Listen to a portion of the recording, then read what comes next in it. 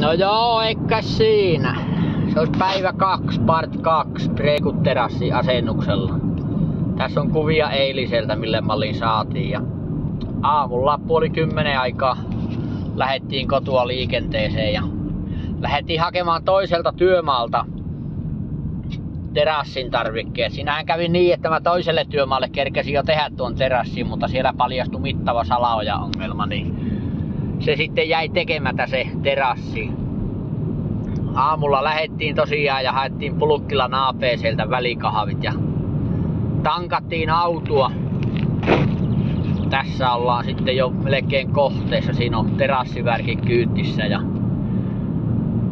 siinä on sitten mitä on tänä päivänä saatu aikaa.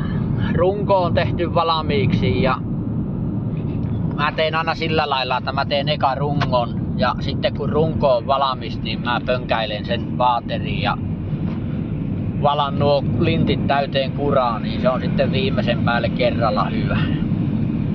Semmonen siitä tuli tästä päivästä ja se varmaan yhden päivän saa kuivaa. Mä keräsin kaikki työkalukyyttiin, jos tekee jotakin muuta yhden päivän.